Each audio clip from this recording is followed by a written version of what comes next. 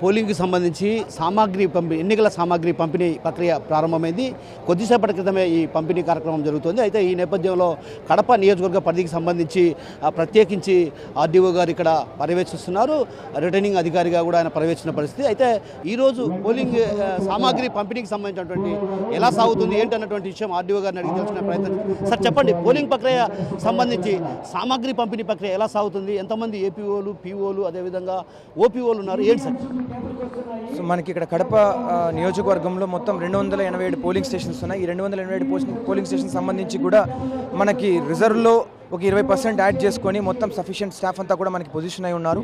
అందరికీ కూడా మనం అపాయింట్మెంట్ ఆర్డర్స్ ఇచ్చాము. మెటీరియల్ కూడా మొత్తం గ్యాదర్ చేసి మెటీరియల్ కూడా వీళ్ళందరికీ అందజేస్తున్నాము. సో మెటీరియల్ కూడా ఫుల్ ఫ్లెజ్డ్గా ఉంది. మెటీరియల్ అంతా కూడా హ్యాండ్ ఓవర్ చేస్తాం. దీంతోపాటు ఎక్స్ట్రా మెటీరియల్ కూడా వాళ్ళకి ఏదైతే అక్కడికి వెళ్ళిన తర్వాత ఇబ్బంది పడకుండా ఏమి యాక్టివిటీస్ చేయాలనేది కూడా ఒక చెక్ లిస్ట్ లాంటిది ప్రిపేర్ చేసి 76 పాయింట్లతో ఈరోజు ఇక్కడి నుంచి వెళ్ళేటప్పటి నుంచి తిరిగి మళ్ళీ ఇక్కడ తీసుకొచ్చి వాళ్ళ ఆన్రోరియం కానీ లేదంటే వాళ్ళ డ్యూటీ సర్టిఫికేట్ తీసుకునేదాకా ఏ విధమైన స్టెప్స్ తీసుకోవాలనేది కూడా అన్ని జాగ్రత్తలు తీసుకున్నాము. మా మెయిన్ మోటో ఈవీఎంస్ ఇక్కడి నుంచి వెళ్ళడం, తిరిగి మళ్ళీ పోల్ అంతా అయిన తర్వాత తిరిగి వాటన్నిటిని కూడా మన స్ట్రాంగ్ రూమ్లోకి చేర్చడం అనేది మా మెయిన్ ఆబ్జెక్టివ్. సో దాని పరంగా అన్ని చర్యలు తీసుకున్నాము. ఎక్కడ ఎలాంటి ఇబ్బంది లేదు. సార్, ఇప్పటికే కడప నియోజకవర్గ పరిధిలో ఎన్ని సంఖ్యాత్మక గ్రామాలను గుర్తించారా? అదేవిధంగా సంఖ్యాత్మక ప్రాంతాల్లో ఏమైనా ప్రత్యేకమైన దృష్టి సారించారా? అదేవిధంగా ఓటర్లకు ఎలాంటి అవగాహన కల్పిస్తుంది సార్?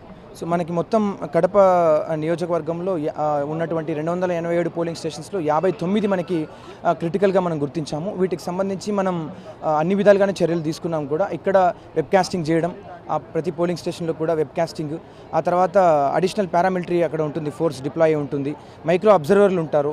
సో అక్కడికి పోలీసింగ్ కొంచెం ఎక్కువగా విజిలెంట్గా ఉంటారు. సో ఇలాంటివన్నీ జాగ్రత్తలు మనం తీసుకోవడం జరిగింది. సార్, కడప నియోజకవర్గ పరిధిలో ప్రధానంగా ఎన్ని పోలింగ్ కేంద్రాలను ఏర్పాటు చేశారు? ఆ పోలింగ్ కేంద్రాల్లో ఏవైనా అంటే సంఖ్యాత్మకమైనటువంటి ప్రాంతాలపైనే మనం ప్రత్యేకమైన దృష్టి సారించినట్టు తెలుస్తుంది. అయితే కొన్ని నార్మల్గా ఉన్నటువంటి ప్రాంతాల్లో కూడా గొడవలు జరిగే పరిస్థితి ఉంటే ఎట్లా సార్? సో నార్మల్గా మనము ఇందాక చెప్పినట్టు 59 క్రిటికల్ అనేది అనుకున్నాము. ఇది కాకుండా కూడా మనకు ఉన్న టోటల్ ఓవరాల్గా చూసినట్టయితే 287 పోలింగ్ స్టేషన్స్లో ఇవి 59 మాత్రమే. ఇవి కాకుండా మనకి ఓవరాల్ మనం 287లో 174 పోలింగ్ స్టేషన్స్లో విచ్ ఇంక్లూడ్స్ 59, 174లో కూడా మనం వెబ్కాస్టింగ్ పెడుతున్నాము. రిమైనింగ్ వాటిలో 174 తర్వాత ఉన్నటువంటి మనకి రిమైనింగ్ పోలింగ్ స్టేషన్స్లో 113 పోలింగ్ స్టేషన్స్లో కూడా మనం వీడియోగ్రాఫర్ని అరేంజ్ చేస్తున్నాము. అలాగే పోలీస్ని కూడా మనం సఫిషియెంట్గా ప్రతి లొకేషన్లోనే పెట్టుకుని ఉన్నాము. So no issue. ఆ మైక్రో అబ్జర్వర్లు కూడా ఈ లొకేషన్స్ ఏవైతే 22 ఉన్నాయో అది మాత్రమే కాకుండా 75 లొకేషన్స్లో కూడా మనం మైక్రో అబ్జర్వర్స్ని ఇంకా కూడా మనం డిప్లాయ్ చేస్తున్నాం. సో మొత్తం మీద ఏదైతే ఎన్నికల ప్రక్రియ సజావుగా సాగేందుకు కూడా అటు ప్రత్యేకమైన దృష్టి సారించాం. అందులో భాగంగానే పోలింగ్ ప్రక్రియకు సంబంధించినటువంటి విషయంలో కూడా ఎలాంటి తేడాలు లేకుండా ప్రత్యేకమైన దృష్టి సారిస్తామన్నటువంటి విషయాన్ని అటు ఇక్కడ రిటర్నింగ్ అధికారి చెప్తున్నారు. మరోవైపు కడప జిల్లా వ్యాప్తంగా సంబంధించి దాదాపు 16 లక్షల మంది ఓటర్లు కూడా ఓటు హక్కు వినియోగించుకునే దిశగా కూడా అటు ఈరోజు ఎన్నికలకు సంబంధించినటువంటి సామాగ్రి ప్రక్రియ అంతా కూడా పంపిణీ కార్యక్రమం జరుగుతుంది. పంపిణీ కార్యక్రమానికి అటు పెద్ద ఎత్తున పీఓలు, అదేవిధంగా ఏపీఓలు, ఓపీఓలు కూడా రావడం జరిగింది. వీరితో పాటు దాదాపు కడప పార్లమెంట్ తీసుకోవచ్చు, అదేవిధంగా అన్నమయ్య జిల్లాకు సంబంధించినటువంటి 2 ఉమ్మడి కడప జిల్లాలో మాత్రం దాదాపు దగ్గర 20 లక్షల మంది ఓటర్లకు పైగా ఓటు హక్కు వినియోగించుకున్నారు. వీరందరికీ కూడా ఈవీఎంలు కావచ్చు, అదేవిధంగా ఏదైతే దానికి సంబంధించినటువంటి కీప్యాడ్లు అన్నీ కూడా ఏర్పాటు చేయడం జరిగింది. మరోవైపు ఇప్పటికే ఏదైతే అత్యంత సంస్కారాత్మకమైనటువంటి గ్రామాలను కూడా గుర్తించడం జరిగింది. ఆ గుర్తించినటువంటి ప్రాంతాల్లో కూడా ప్రత్యేకమైనటువంటి పోలీసు బలగాలతో కూడా మోహరింపజేయడం జరిగింది. అదేవిధంగా మైక్రో అబ్జర్వర్ల పర్యవేక్షణ, అదేవిధంగా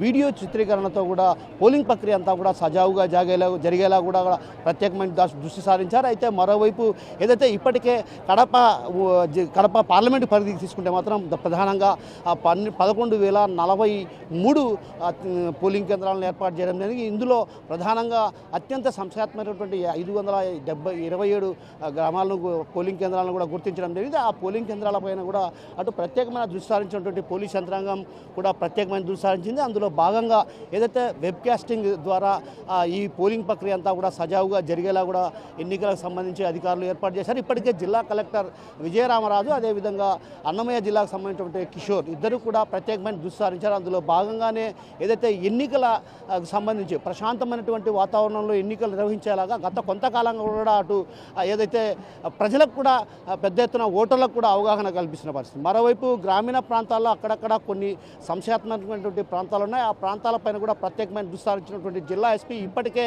ఆయా ప్రాంతాల్లో కూడా ప్రత్యేకమైన దృష్టి సారించి గ్రామస్తులతో సమావేశాలు నిర్వహించి వారందరితో కూడా ఏదైతే అల్లర్లు జరగకుండా శాంతియుత వాతావరణంలో ఈ ఓటు హక్కు వినియోగించే వాతావరణం కల్పించే దిశగా కూడా అడుగులు వేయాలన్నటువంటి భావన కూడా అటు ఆయన వ్యక్తం చేసిన పరిస్థితి. మరోవైపు జిల్లాకు సంబంధించినటువంటి ఎస్పీ ఇప్పటికే ఏదైతే ప్రధానంగా సంశయాత్మకం కావచ్చు, అదేవిధంగా సంశయాత్మకం లేని ప్రాంతాల్లో కూడా కొన్ని చోట్ల అల్లర్లు జరిగే అవకాశాలు లేకపోలేనటువంటి భావన ఉన్నటువంటి నేపథ్యంలో కూడా అటు ఆ దిశగా కూడా అటు పోలీస్ యంత్రాంగం ప్రత్యేకమైన దృష్టి సారించింది. మరోవైపు ఏదైతే ఇప్పటికే అటు అన్నమయ్య జిల్లా కావచ్చు, అదేవిధంగా కడప జిల్లాకు సంబంధించి అంటే ఉమ్మడి కడప జిల్లాలో ప్రధానంగా దాదాపు 2400 పోలింగ్ కేంద్రాలను ఏర్పాటు చేయడం జరిగింది. వీటిలో కూడా అటు ప్రధానంగా తీసుకుంటే మాత్రం దాదాపు 1400 పోలింగ్ కేంద్రాలను అత్యంత సంశయాత్మకమైనటువంటి పోలింగ్ కేంద్రాలుగా గుర్తించడం జరిగింది. అయితే గుర్తించినటువంటి సంశయాత్మక పోలింగ్ కేంద్రాలపైన కూడా ప్రత్యేకమైన దృష్టి సారించారు. ఇప్పటికే ఎవరైతే ఆ ప్రాంతాల్లో పోలీసు బలగాలు చేరుకోవడం జరిగింది. అయితే మరోవైపు ఏదైతే సామాగ్రి పంపిణీ ప్రక్రియకు సంబంధించి ఇప్పటికే వీరంతా కూడా ఈ సామాగ్రి తీసుకొని సాయంత్రం 6:30 లోపల ఆయా పోలింగ్ కేంద్రాలకు చేరుకోవాల్సి ఉంటుంది. అయితే రేపు ఉదయం అయితే ఏదైతే పోలింగ్ ప్రక్రియ 6 గంటలకు ప్రారంభం కానుంది, 6 గంటలకు పోలింగ్ ప్రక్రియ ప్రారంభమయ్యే ముందు గంటన్నర ముందు కూడా మాక్ పోలింగ్ నిర్వహించాల్సినటువంటి పరిస్థితి. మాక్ పోలింగ్ నిర్వహించిన అనంతరం కూడా ఏదైతే ఆ ఏజెంట్లకు కూడా ఎవరెవరికి ఎన్ని ఓట్లు వచ్చాయనేటువంటి వాటి విషయాన్ని కూడా స్పష్టం చేసి ఆ తర్వాత పోలింగ్ ప్రక్రియ ప్రారంభించే దిశగా కూడా అటు ఎన్నికల సిబ్బందికి సంబంధించి ట్రైనింగ్ కూడా ఇవ్వడం జరిగింది. అయితే పలుమార్లు ట్రైనింగ్ ఇచ్చినటువంటి సిబ్బంది కూడా ఇప్పటికే పూర్తి స్థాయిలో ప్రావీణ్యం పొందారు. ప్రావీణ్యం పొందిన అనంతరం కూడా ఏదైతే రేపు పోలింగ్ ప్రక్రియ ప్రారంభమయ్యే దశలో కూడా మాక్ పోలింగ్ నిర్వహిస్తారు. మాక్ పోలింగ్లో కూడా ప్రధానంగా అక్కడ ఉన్నటువంటి ప్రధాన రాజకీయ పార్టీలకు సంబంధించినటువంటి ఏజెంట్లకు కూడా పూర్తి స్థాయిలో వివరిస్తారు. ఆ తర్వాత పోలింగ్ ప్రక్రియ ప్రారంభమయ్యే దిశగా కూడా అటు ఎన్నికల సిబ్బంది వీళ్ళకు శిక్షణ ఇవ్వడం జరిగింది. అయితే మొత్తం మీద చూస్తుంటే మాత్రం ప్రశాంత వాతావరణంలో ఎన్నికలు నిర్వహించేందుకు జిల్లా అధికార యంత్రాంగం అన్ని ఏర్పాట్లు చేసింది. మరి కాసేపట్లో కూడా పంపిణీ ప్రక్రియ ప్రారంభం కానుంది. ఆ ప్రారంభమైన అనంతరం కూడా వీరంతా కూడా సాయంత్రం లోపు